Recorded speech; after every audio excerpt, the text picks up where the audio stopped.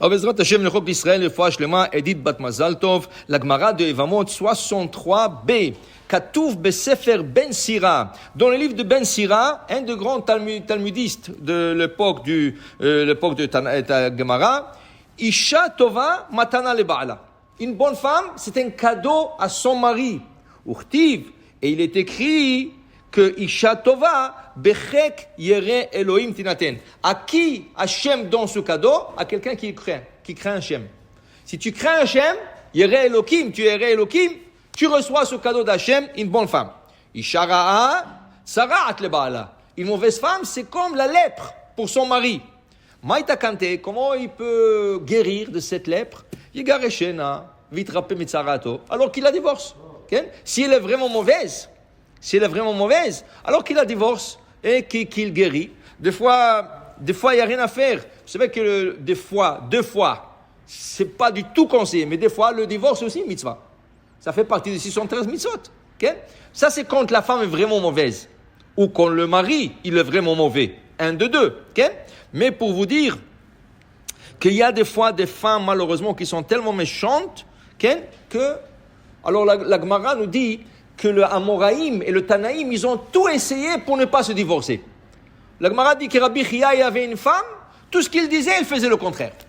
Il lui disait, j'ai envie de manger de le riz, elle lui faisait le lentilles. Il jouait de lentilles, elle lui faisait le riz. Il faisait tout le contraire. Et lui, quand il sortait dans la rue, dans le marché et tout ça, il voyait une sacoche, je vais l'acheter à ma femme. Il voyait un foulard, je vais l'acheter. Ils ont dit, mais tu as une femme tellement mauvaise, elle fait tout le contraire, qu'est-ce que tu dis? Pourquoi? Il dit, si elle s'occupe de mes enfants et de la maison, c'est plus que assez pour moi. C'est ça, il faut voir toujours qu'est-ce que tu gagnes, qu'est-ce que tu perds. Okay? Il faut voir. Donc, après, la Gemara continue. Et il dit, Alem enecha meshetren petekem tsudata. Fais attention à une belle femme. Qui veut dire quoi? Al tet etzel baala limsoch imo yain veshechar ki beto arisha rabi yafa rabi mushchat. Des fois, il y a une belle femme. Et c'est la femme de ton ami. Et toi, tu as envie d'aller la voir. Qu'est-ce que tu fais? Tu vas pas aller la voir à elle est mariée. Alors tu vas visiter son mari, prendre une bière avec lui, prendre un café avec lui, prendre un petit whisky avec lui. Dit ici le roi, dit la Gemara, fais attention, dit Ben Sira. Parce que beaucoup l'ont fait, et beaucoup sont tombés. Ça commence comme ça, un jour son mari va pas être là, ou un jour quelque chose va arriver, et là ça s'enflamme, et Chas de Shalom, ça peut arriver à beaucoup de mauvaises choses. C'est ça? Alors il dit ici aussi, un autre conseil qui dit Ben Sira, Mena Rabbi mitoch betecha, velo akol tavi betecha. Fais attention de ne pas emmener n'importe qui à la maison. Okay? Tu choisis le gens que tu amènes à la maison. Tu n'emmènes pas n'importe qui. Parce qu'il y a des gens qui disent, j'emmène pour manger, des pauvres et tout ça. Non, fais attention. Il y a ta femme, il y a tes enfants. Tu peux pas emmener n'importe qui chez toi à la maison. Okay? Il dit ici, Rabbi miu dorshe shelomecha. Tu peux avoir beaucoup d'amis. Mais tes secrets, un sur 1000. Ne raconte pas tes secrets à tout le monde. Raconte tes secrets à une personne sur 1000 personnes. Okay? Il dit ici aussi que cette mitzvah, Tanya Rabbi Eliezer Omer, comme Mishen Osek Beperia Veravia, qui le chauffeur d'Amim. Rabbi Eliezer dit, tout celui qui ne se marie pas, il ne se multiplie pas, il ne se fructifie pas, ça veut dire qu'il n'a pas des enfants, c'est comme si Had Shalom, il diminue l'image de Dieu dans le monde. Qui Betzelem Elohim Asa et Adam. Alors il dit ici que c'est important de se marier chez Neymar pour vous. Ben Azai dit aussi que c'est très important de se marier pour avoir des enfants.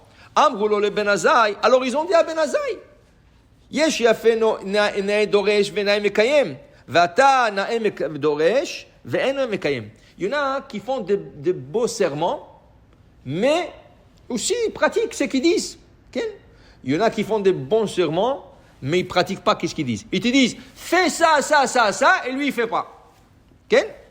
Alors Ben Azai disait, c'est très important de se marier, avoir des enfants et tout ça, mais lui il ne s'est jamais marié. Alors ils lui ont dit, tu as fait tellement de beaux discours, mais tu n'as jamais appliqué tes discours. Tu n'étais pas marié toi. Dit Ben Azai, pourquoi il ne s'est pas marié? Ben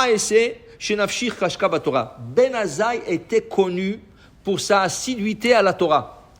Il étudiait 24 heures. il ne pouvait pas vivre avec une femme. Qu'est-ce que ça vivre avec une femme? Vivre avec une femme, ça veut dire aider la femme, s'occuper de la maison. Mais tu ne peux pas avoir avec une femme pour dire je suis marié, ça ne sert à rien.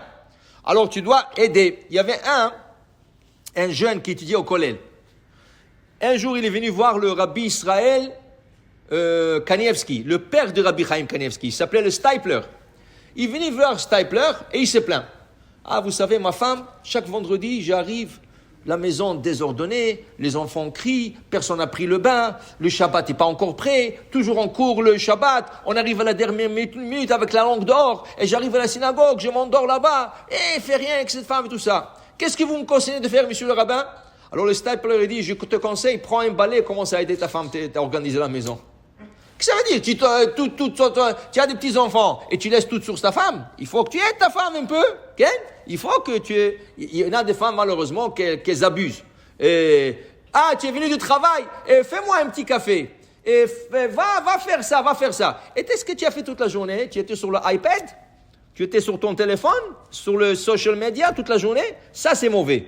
Mais si la femme, vraiment, tu vois qu'elle travaille et tu vois qu'elle fait le nécessaire, mais n'arrive pas, c'est normal, il y a des enfants à la maison, il faut que tu aides. Alors dans ce cas, Ben Azaï ne pouvait pas le faire, et puisqu'il ne pouvait pas le faire, il ne voulait pas se marier. Et il a raison, parce que il y en a qui disent, il y a une opinion qui dit qu'il s'est marié avec la fille de Rabbi Akiva, il a divorcé d'elle parce qu'il ne pouvait plus vivre comme homme et femme. Ça veut dire qu'il ne pouvait pas s'occuper d'elle et tout ça, alors il a préféré de la divorcer. Mais pour dire que Had Shalom Ben Azaï aussi a fait son devoir. Le problème aujourd'hui que nous avons dans la génération, que les gens cherchent. Ils cherchent. Qu'est-ce qu'ils cherchent? Ils cherchent de l'argent. Tu cherches avec les femmes avec de l'argent. Et les filles, qu'est-ce qu'elles cherchent? Elles n'ont avec de l'argent. Alors chacun reste de son côté. Plein de filles célibataires, plein de garçons célibataires, personne ne se marie, chacun de son côté. Et même ne croyez pas, même dans le groupe religieux, le Rosh Yeshiva, malheureusement, disent aux enfants, il faut que tu te maries avec une femme que le père va te supporter, le beau-père va... Pourquoi? Est-ce que ton grand-père, ton beau-père, son beau-père l'a supporté ou nos parents? Ça n'a jamais existé, ça. Ça, c'est les inventions du Rosh Yeshiva Ashkenaz, pas séfarade. Ça n'existe pas. Ken?